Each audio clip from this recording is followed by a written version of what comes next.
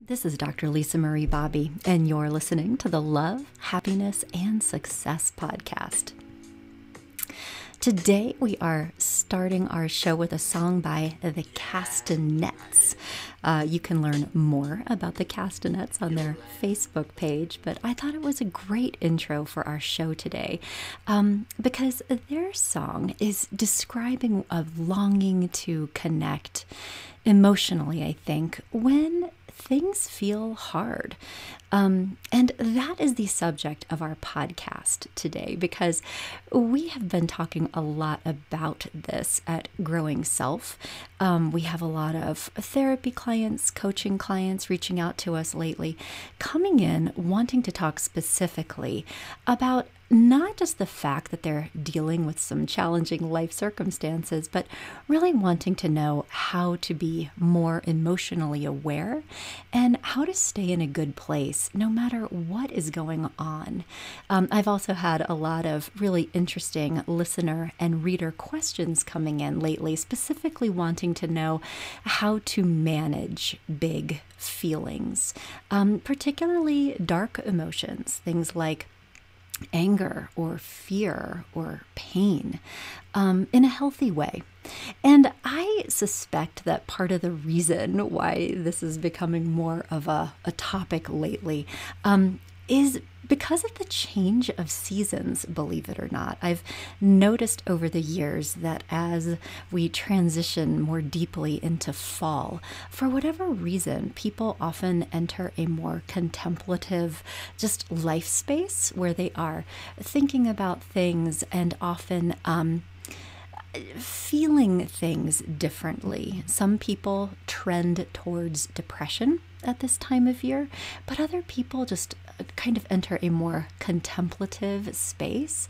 It's just kind of quieter, maybe spending more time inside, more alone time possibly. So anyway, for whatever reason, here we are, and it is a timely topic. So today on the show, we are going to be doing a deep dive into how to be emotionally healthy in the truest sense. So I'm going to be answering some specific listener questions on this topic. And also, once again, I am taping this show on Instagram Live today. And so I might have the chance to answer some real-time questions from people who are joining me during this Instagram experience. So welcome if you're here. And if you are a podcast listener listening to this recording later after I've posted it in my usual channels, if you would ever like to join me, I hope you do. You can visit me on Instagram, track me down at Dr. Lisa Marie Bobby, and at least for the time being, I'm going to be doing this every Monday at 12 p.m. Mountain. So this might not be a forever thing, but this is what I'm doing right now, and it's kind of fun. This is my second time. I did it for the first time last week, and it was fun. So I figured I'd do it again. So let us jump in. Let's just jump right into our topic at hand to talk about what it means to be emotionally healthy in the truest sense of the word. I had an Instagram viewer ask a related question. What do people mean by emotional intelligence? That's a great question. And I think it's related. Emotional intelligence and emotional health are kind of two sides of the same coin. I think in general, emotional health means from like an individual level, like how do we as individuals recognize our feelings, manage our feelings, take wisdom and guidance from our feelings without letting them run amok, So I think emotional health refers to that skill set that we as individuals possess, or I think emotional intelligence often refers to a collection of emotional skills that we use not just within ourselves, but with other people too. So how do we use emotional intelligence in our dealings in professional settings or interpersonally, and can kind of extend to how do we recognize and attend to and take influence from the feelings of other people also. So great question. Thank you for answering. But today we're going to be talking about that personal facet of what it means to be emotionally healthy. And again, as always, my big disclaimer here is that in this type of format, in a podcast or Instagram Live, I can certainly provide an overview of this subject and give you some tips that I hope and I know honestly would be helpful if this is a part of your life that you're trying to develop. But also please keep in mind that people who really want to do this work on this part of themselves often do so by entering into therapy or life coaching and explore this in depth for, months, sometimes longer. And so as always, I don't want you to hear any of what I'm going to share today and think that you should be able to instantly just do these things on your own. Even in my online happiness class, I spend like 5 sessions talking about, how to cultivate a happy heart, that kind of emotional regulation skills. So this stuff, it sounds easy to talk about. It's less easy to do, but I still hope that this discussion is valuable and that provides you with some insight and direction that helps you. So generally speaking, when we talk about being emotionally healthy, in the truest sense, it means achieving balance between having awareness of your feelings, being attuned to what's going on inside of you emotionally, and also when you become aware of having feelings, either what we think of as positive feelings, so happiness, joy, excitement, all of these, and also especially some of the darker emotions that we can sort of judge, as being negative emotions or bad emotions. Certainly emotions nobody, not always enjoys feeling, right? But dark emotions are incredibly useful and valuable. And that's what I'm going to be talking about today, is how to use those. But when we become really emotionally healthy, it means having the ability to, particularly with those dark emotions, being able to feel them and stay connected to them without judging ourselves for having them. And being able to not just accept, but really take influence from some of these feelings on the one hand. But on the other hand, I think that being truly emotionally healthy is finding that balance, between being able to feel our feelings and listen to them and take guidance from them, while also being able to use some discernment around which of our feelings should we listen to, take action on, allow to guide our lives and our decisions, and which feelings are actually not that helpful and that you might not want to obey. And I think that this goes into a couple of common myths about emotions that are often surprising to people.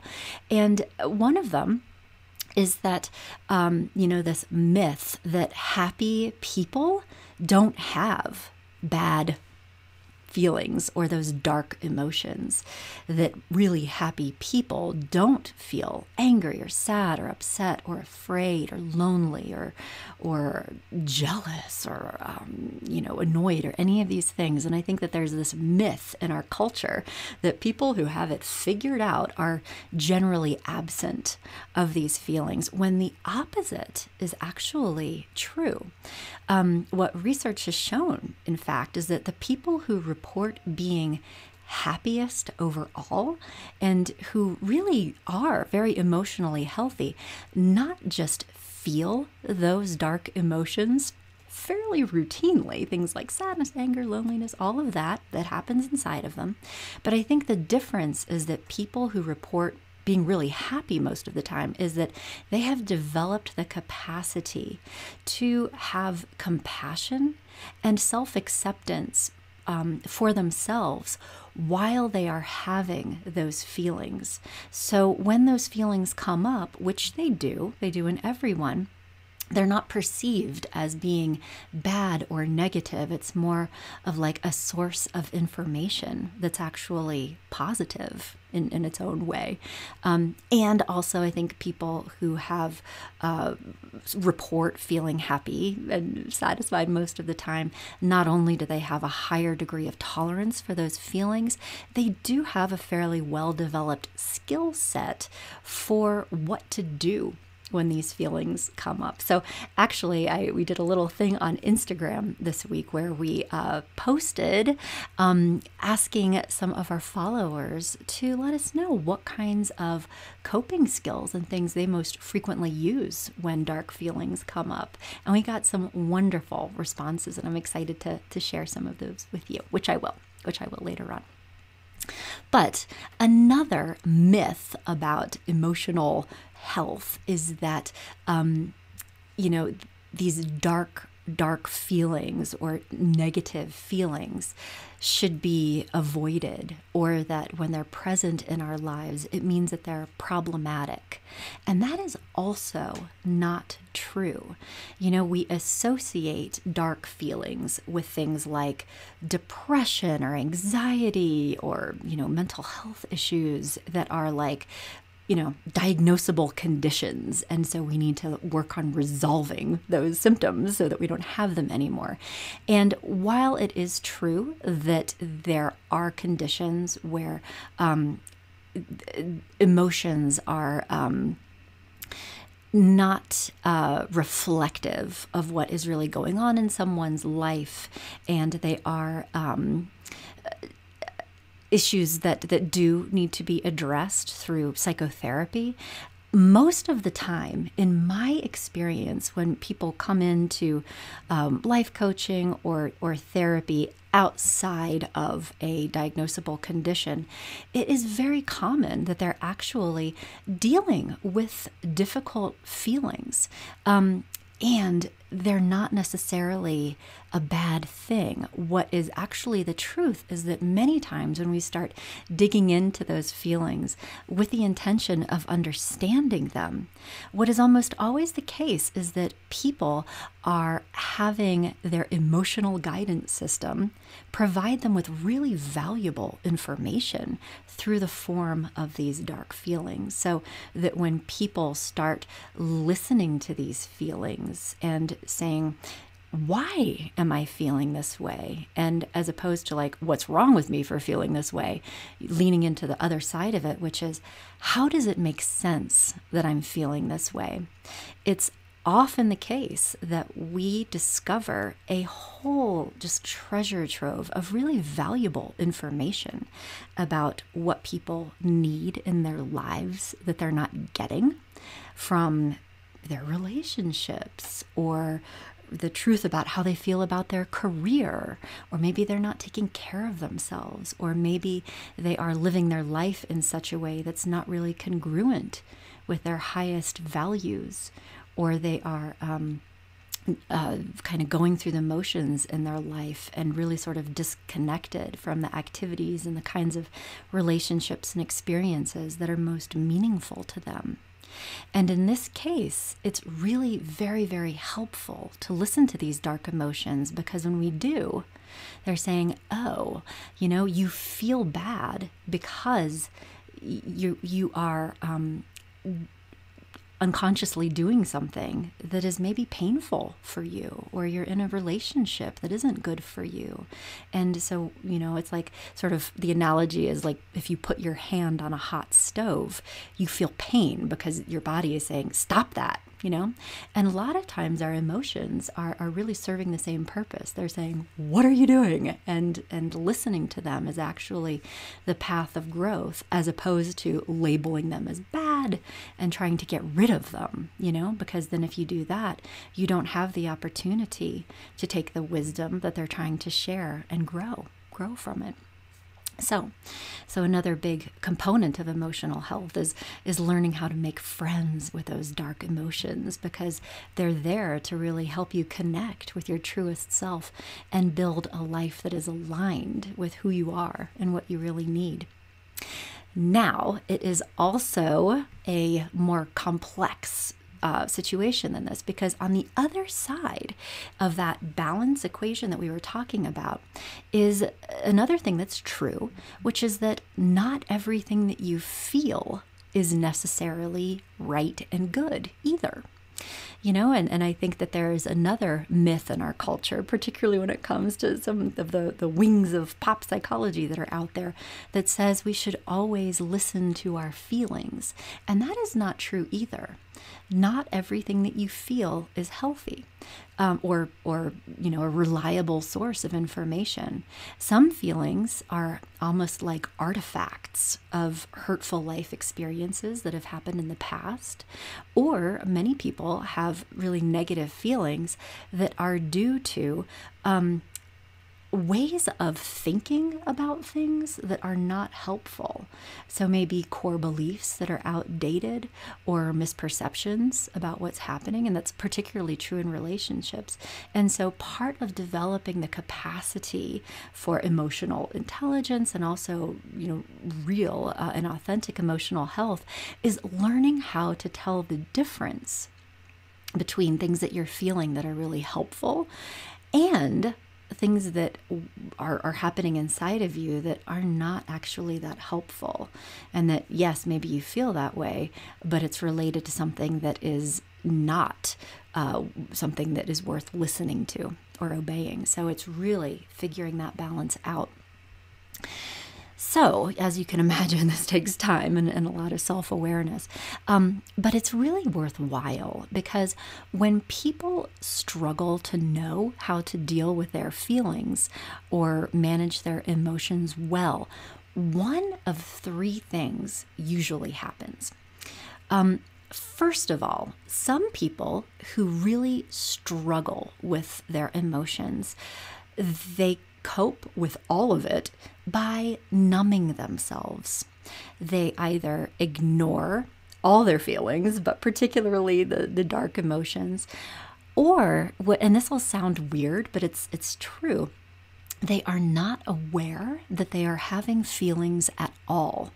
They have so habitually kind of minimized or distanced themselves from their emotional reality that they can have emotions that are not consciously like a thing in their head. And so what you'll often see, and this is, not always, but many times, what happens with some men who have been socialized since infancy to not have feelings, particularly vulnerable feelings. So, like maybe anger is okay, but softer emotions like sadness, fear, loneliness, longing, guilt, grief, shame, there's like no space a lot of times in the male experience to have those. Those feelings were not reflected back to them. They were not taught, what to do when these feelings do come up. And so they're pushed away so far that they're not recognized sometimes. And so what happens in these cases is that people will feel very numb a lot of times, and sometimes even engage in behaviors that change their feelings without even recognizing that they are. I mean, this is often so deeply subconscious that it happens before they even know that they're having a feeling. And so, many times, again, like what you'll see with people who engage in things like emotional eating, or even like drinking or smoking cigarettes, or other even like process kinds of addictions or behaviors, or substance abuse, is that they even begin to have a dark emotion, and immediately it turns into a craving for a substance or an activity that they have done so many times that they know that it'll change it.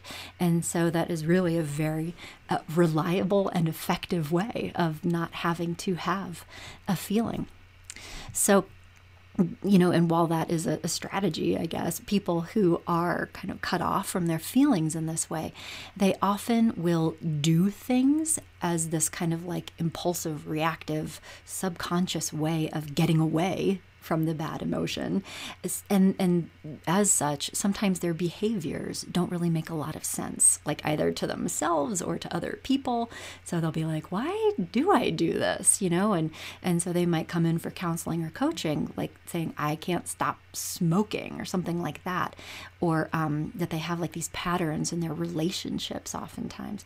Because the other thing that's true is that people who don't know how to deal with big emotions, when they are sort of put into situations where emotions do come up, like interpersonal conflict or stressful situations, they begin to feel totally flooded and overwhelmed, and like they just cannot cope. Like they really do not have the resources to cope with this, and they feel like something is terribly wrong. That's how they interpret it many times.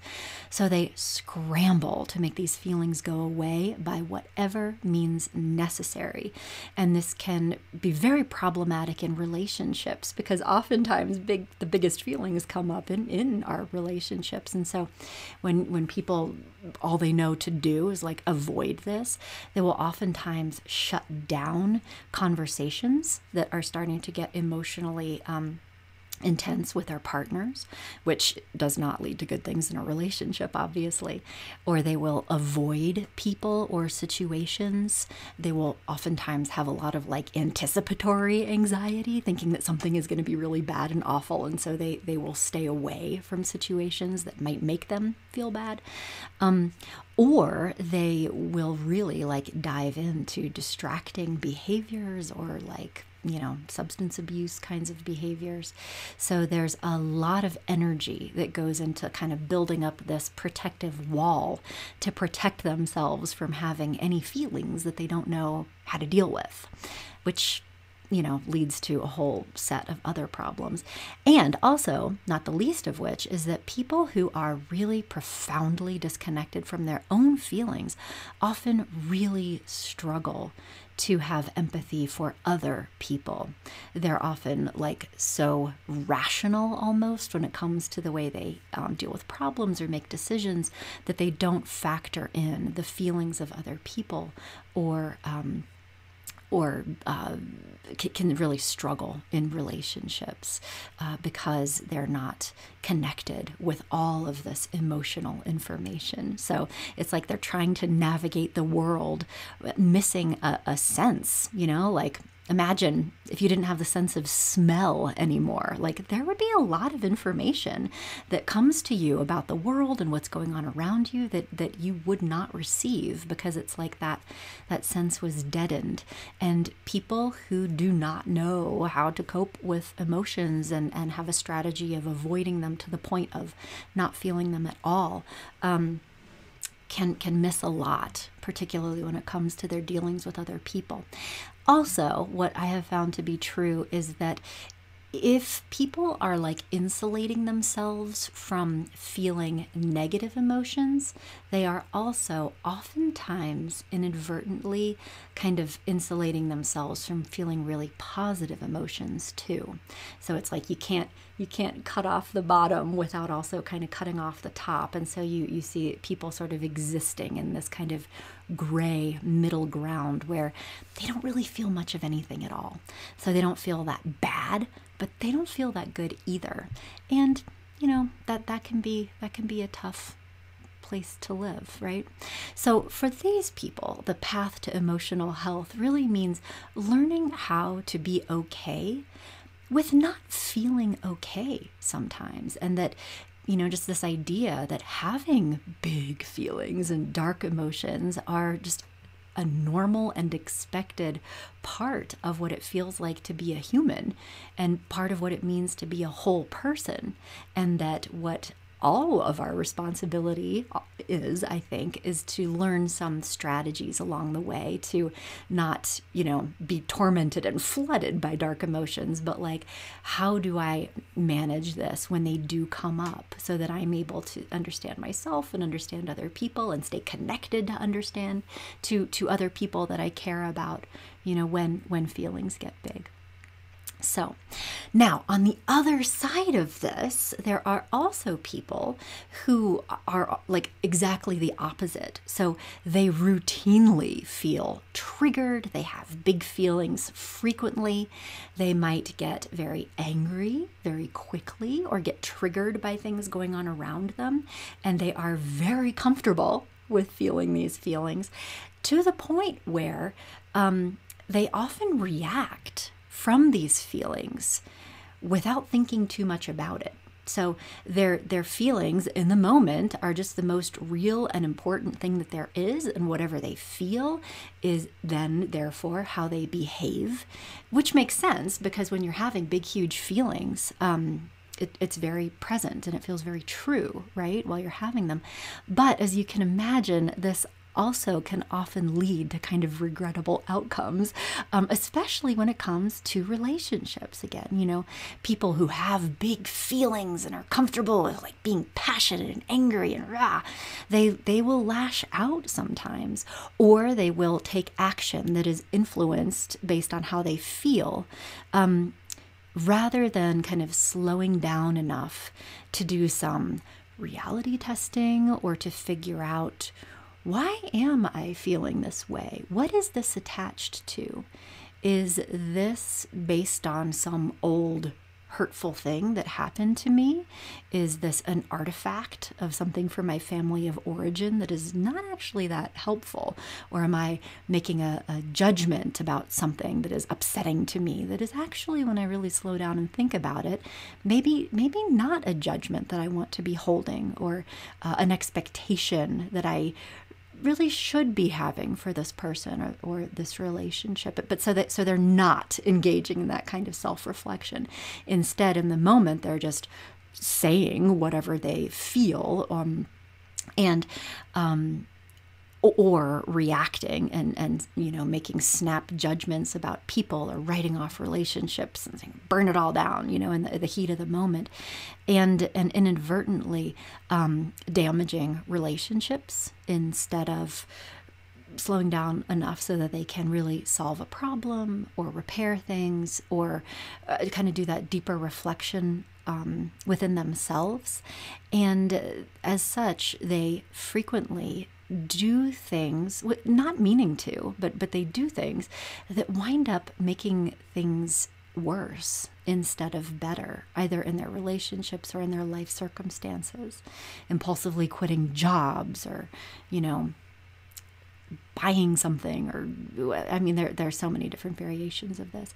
So for these people, the path to true and authentic emotional health is really learning how to slow down and develop almost a more skeptical stance towards their feelings, right? Like learning what their triggers are, where they come from, why they feel the way that they do. Are there patterns around their feelings? You know, which of their feelings are healthy and reliable, which they listen to, and which ones, you know, thinking back, were actually not worth following and indulging. And I think also for these types of people, really learning some strategies to calm themselves down long enough, or even like remove themselves from the situation sometimes, so that they can calm all the way down, so that they're not acting on their feelings, but rather taking some time and learning how to listen to their feelings without acting on them. Because this is not an all or nothing thing. I mean, people might have a very big, intense reaction that is based on, you know, old family of origin stuff or outdated core beliefs. And they might say, you know what, I'm not going to act on this. And also, there still might be some kernels of wisdom and things that are really valuable in that also. So it's not one thing or the other. It's usually a combination of all. And that's why I think that really developing true emotional intelligence is such a process, you know, and a growth area for many people that takes a lot of time. Now, one last thing that I just want to mention, because I think that some people, a smaller segment certainly, but some people fall into this third camp of how to manage emotions, particularly when it comes to challenging emotions that come up in relationships, is that there are some people who are either not fully consciously aware of how they feel, or they're kind of aware of how they feel, but they're not totally comfortable with it, and they don't know how to address their feelings within the context of the relationship in healthy ways. So they tend to engage in like passive aggressive behaviors. And so you see this a lot in couples counseling. So like person A will ask person B to do something or for help with something, or will, just kind of have generally expectations that they want person B to be nice to them or something like that. But person B is actually upset with person A. And again, sometimes this is conscious, but sometimes this is not conscious. And it can be a variety of things. Person B is not getting their needs met in the relationship, or person B is not feeling loved or cared for, but they don't know how to talk about it, or again, they might not be fully conscious of this. But even though these feelings are kind of like pushed aside, they don't go away, and they will always come out sooner or later. And so person B, in this case, might express their feelings in like low-key hostile behaviors, like forgetting something or not doing something that they know would make their partner happy, or even doing things that are like weird or annoying or even hurtful to person A, but they're always couched in this like, oh, it was a mistake, or I didn't think of it, or it was something that was outside of person B's control. So it's like they have these feelings, but because they do not know what to do with these feelings, or they're not fully in their awareness, they have to displace it. So they're like having feelings, and they are communicating their feelings, but almost in this very distant kind of way that feels, for better or for worse, kind of more comfortable for them in the moment. And so the path to health for these people, again, is really learning how to take ownership for their feelings. And again, like sort of more like that first example that I described, it's like, how do we get more comfortable with being angry, or having things that you want that you're not getting? How do you address that in a productive way? Because they oftentimes feel like something bad will happen subconsciously if they address it very directly. So there's a lot of avoidance, but yet they're still acting on it, in kind of a sideways way.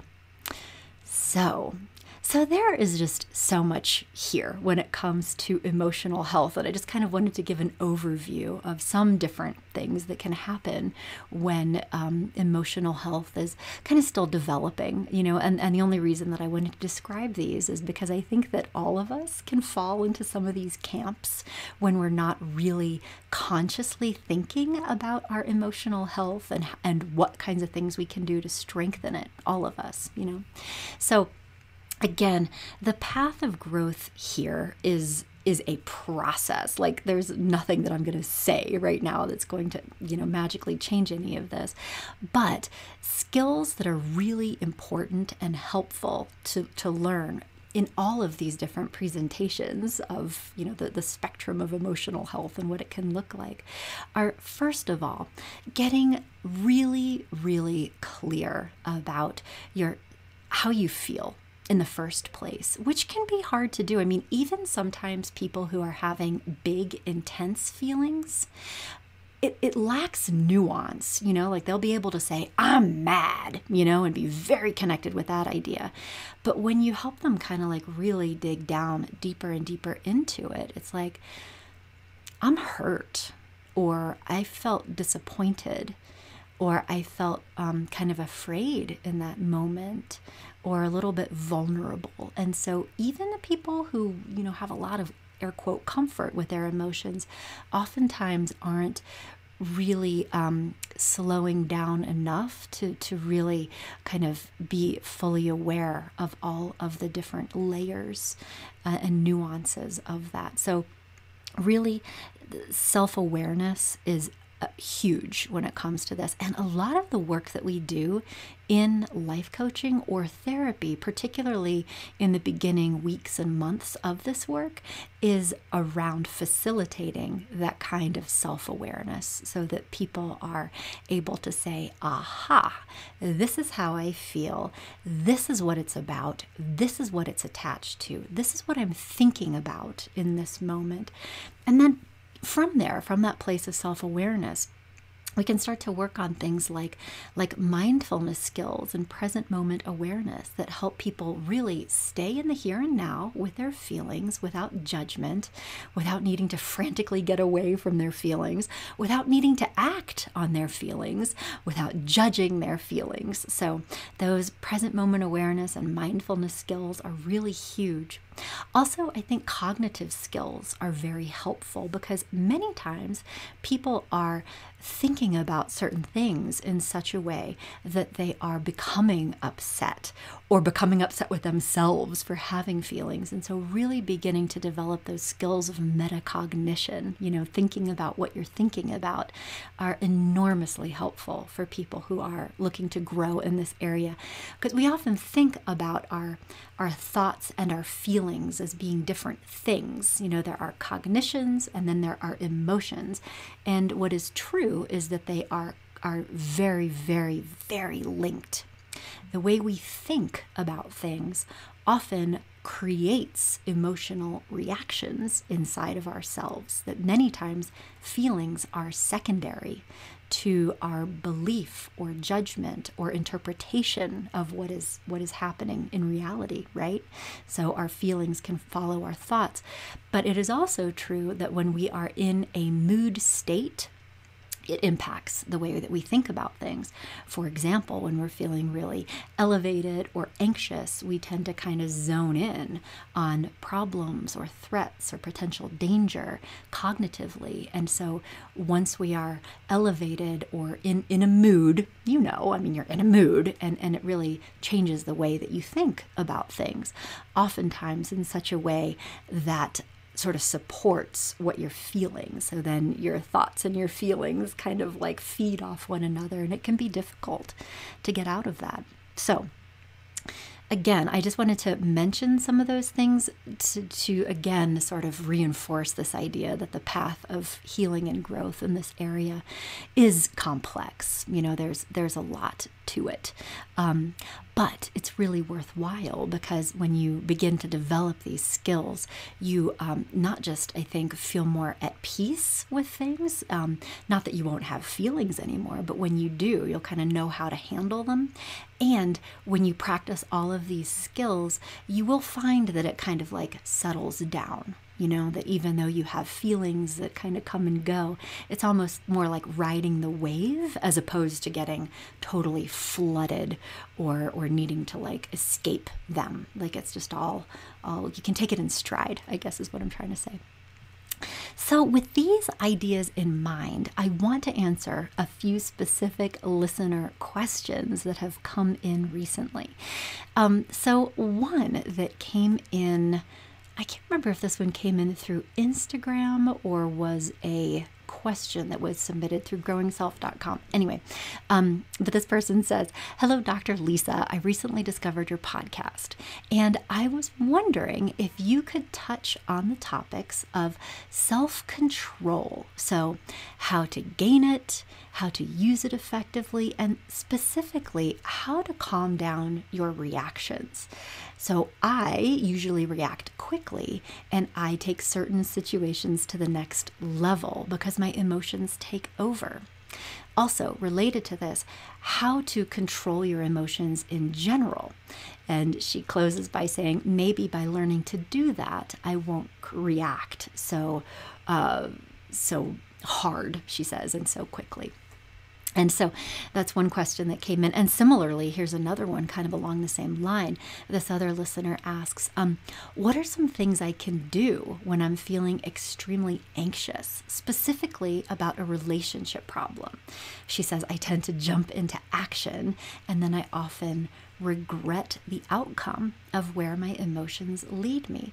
So both of these people are kind of struggling with the same sort of thing. They're having big feelings that come up in the moment that are influencing their behavior, and then they are regretting it. I mean, the first questioner, she doesn't say this explicitly, but she does mention, I take situations to the next level, my emotions take over. And so reading through the lines, you kind of get the sense that when that happens, it's kind of making things worse, right? So again, this is not a Band-Aid kind of thing, right? So for both of these people, what the path of growth and personal development would probably look like is, first of all, coming in and talking about, or even like doing some journaling. Like, you don't necessarily have to talk to a therapist or coach about this, but doing some journaling around, okay, so let's look at the situations when these feelings are coming up. Are there any patterns? Are there things in particular that are triggering these feelings inside of you? And so beginning to just like get some more information around what's going on. And from that, seeing if we can identify, are there any patterns?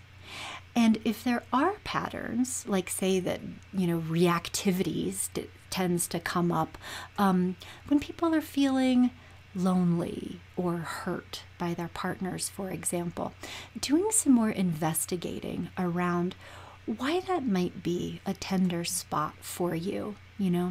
Are there life events that you lived through that are linked to it?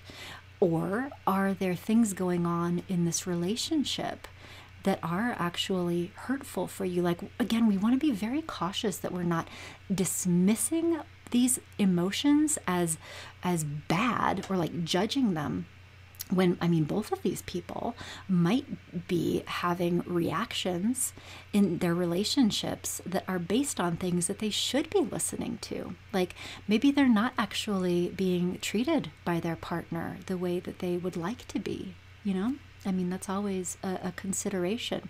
So the first step is really just a very, very compassionate exploration where we're not judging feelings, but really seeking to understand them. So when are they coming up? What is this attached to? How does this make sense? And then from that, you get a lot more information around what are the thoughts that are connected to this? What are the core beliefs? Is this like helpful information? Should we be listening to this? Or are these like kind of remnants and artifacts of maybe things that have happened in the past? Or are you becoming elevated in a way that is not quite, what's the word that I'm looking for? You're having a reaction that's sort of out of proportion to what is going on, So really doing all of that assessment. And also, honestly, like when I work with people around stuff like this, I'm also doing lifestyle assessments. And this, bear with me, this will sound like ridiculously simple. And so I don't want to be overly simplistic, but I have noticed over the years that when people are not getting enough sleep, when people are chronically stressed, either, because of their lifestyle or their work, or believe it or not, when people are high consumers of like caffeine, or believe it or not, there are some other, this will sound like pseudoscience. It's not. There's research. You can look it up. But dietary supplements or food additives, like, for example, aspartame, NutraSweet, believe it or not, it is a nervous system stimulant. And so I have personally worked with people who are, flying off the handle and feeling very like agitated, and people are constantly annoying them and they're having these big emotional reactions, and we're kind of like going through this stuff and nothing is really like coming up, but they're drinking like 17 Diet Cokes a day and looking at that and being like, I wonder what would happen if you switched to, let's try some LaCroix, to see what happens. And people can actually feel very differently emotionally when they are kind of less agitated on a physiological level. And it's not just things that they're consuming, but really, not getting enough sleep or being under chronic stress can elevate you on like a fight or flight type level, so that when normal issues or things do come up, people can have very big physiological reactions to what's happening that then turn into emotions.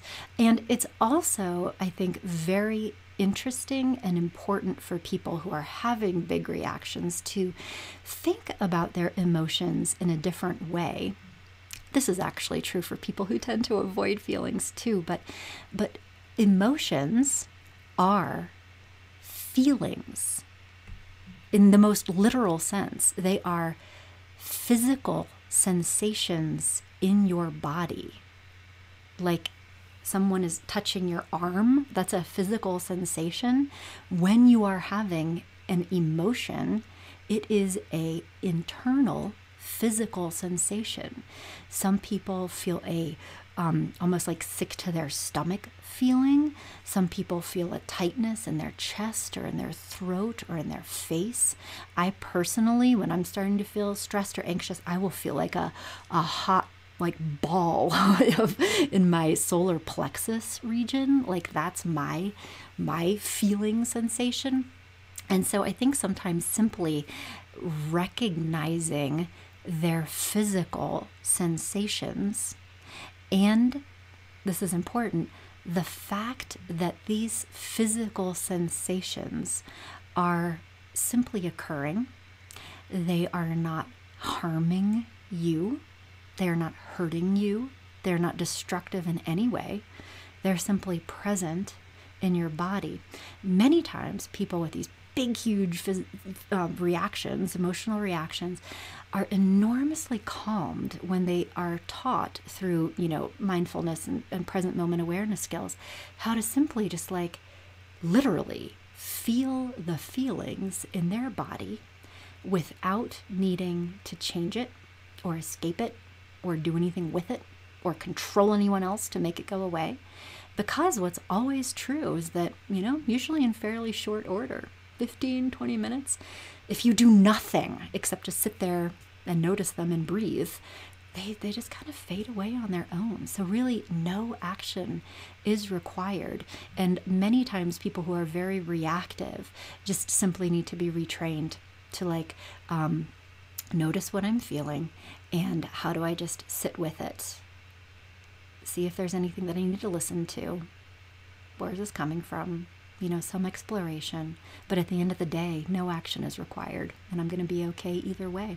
I once had a very, very wise supervisor who was she was the head psychologist at the community mental health center where I did my psychology internship, and she said something that I thought was so profound one day. She said, almost all of human suffering is caused by people's inability to simply sit and feel their feelings. It goes in so many different directions, either aggression towards others or self-harm, self-sabotage, addictive behaviors, ruined relationships. To just kind of be okay with not being okay is really, it sounds simple, but it's very profound when you learn how to do it. So those are some of the activities that I would encourage these two people to consider going into in a personal growth sense. But in terms of Also, just small things they could do. Learning how to do some self-soothing exercises, like even the square breathing technique that I posted in one of my beach videos on IGTV, is really just like learning how to trick your body into de-escalating by this very specific breathing technique. Can be so helpful. And there are all kinds of other self-soothing behaviors, and these are some of the things that came up when I was asking people to share some of their favorite activities, but we had some suggestions. Some as, reaching out to friends or family and sharing your feelings. Other people said that they find a lot of comfort in spending time with animals when they're feeling like super escalated, which is great. Another person said, I thought it was so funny. She was like, well, usually I just indulge in emotional eating, but lately I've been turning more and more towards exercise, which is really helpful for me, because when I kind of feel the burn of exercise, I'm able to kind of come back down emotionally. And all of those are really great strategies. I know for myself, sometimes going on a walk or taking a shower or doing something that's kind of physical can really help me step away from the feeling long enough so that I'm able to kind of think about it and process it and do something more useful with it. So, I had another couple of questions that came up that kind of speak to the other side of this need for balance when it comes to emotional health. I had one person ask, how can I let go of emotional baggage that I'm totally aware of and I know is not serving me? And they go on to say, how do I keep it from interfering with my life, And another person said, Dr. Lisa, I want to know how to feel alive and excited about life again, but I'm so used to isolating myself and kind of hiding and numbing out. How do I find happiness? I mean, nothing bad is happening, but nothing great is happening. It's all just kind of blah. And these two questions, they might sound like they're different, but I sort of see them as being on two sides of the same coin. This person who's asking, how do I keep my emotional baggage from interfering with my life? It makes me think something about the way that it's phrased. Leads me to believe that they may be kind of subscribing to one of those myths about emotional health that we talked about at the beginning, that if I could let go of my emotional baggage, sort of speaks to almost this fantasy that is almost in that avoidant camp, which is saying, I don't want to feel these feelings, and I don't really know how to deal with them and live the life that I want to in the presence of these emotions.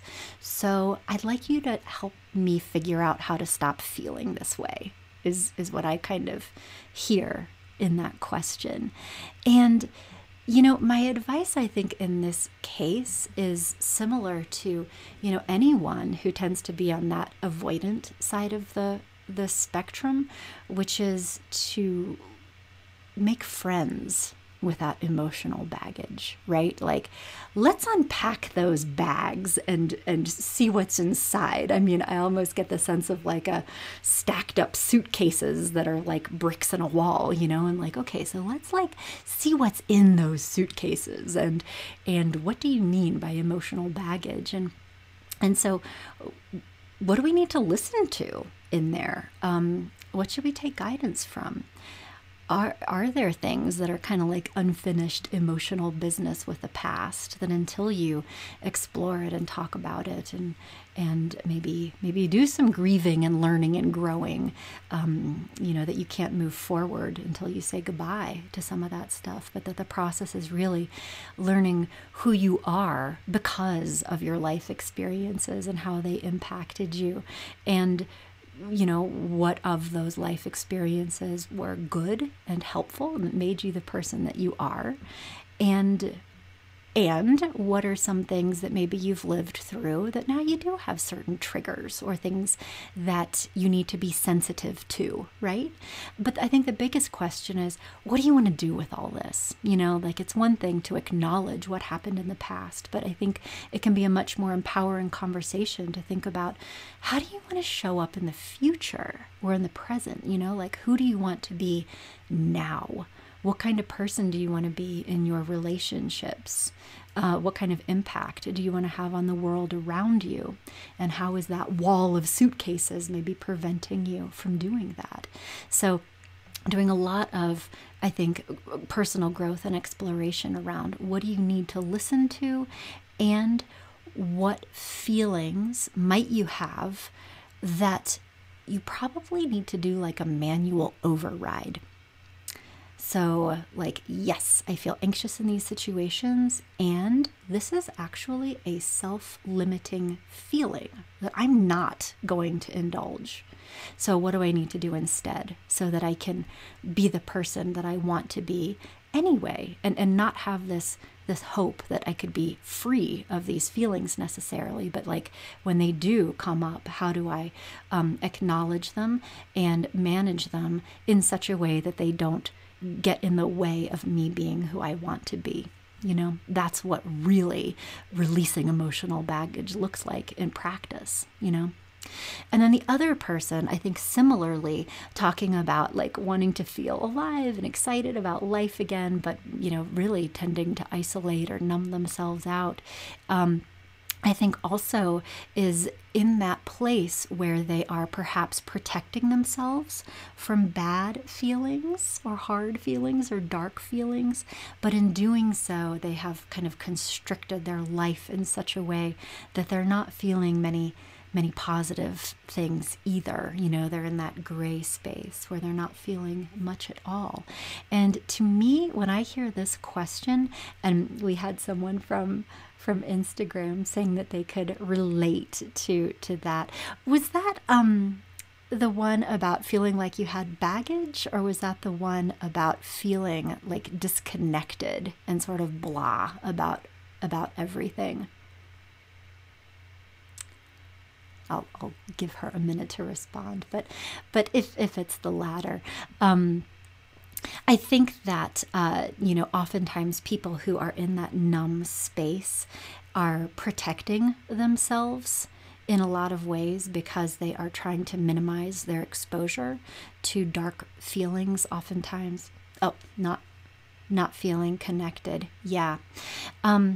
Well, and I think, and certainly like, I don't know you or your experience, and I don't have the benefit of asking you all the kinds of questions that I would a therapy or coaching client. But in my experience, many times it's really worth taking a look at the feelings that would come up if you were putting yourself in situations where you weren't isolating or numbing. Because many times, and I think I've done this in my own life too, when I tend to withdraw, it's because I would feel anxious if I was going out there or meeting new people or, feeling vulnerable or, oh, thank you. This person again shares, I feel like I'm becoming more emotionally aware, but becoming more disconnected. So, yeah.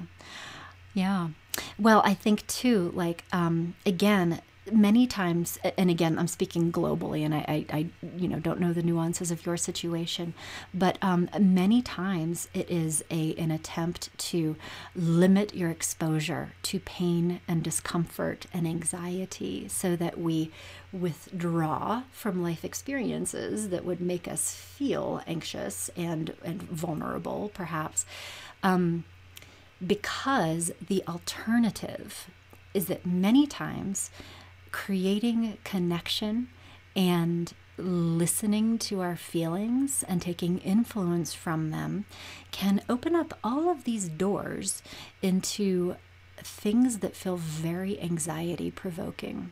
for many different reasons. So, for example, many times people who've kind of withdrawn from their lives realize that they are very unhappy with different aspects of their life, but that to make changes in all of those different areas feels so overwhelming, and they don't even know where to start, that it almost feels easier to do nothing.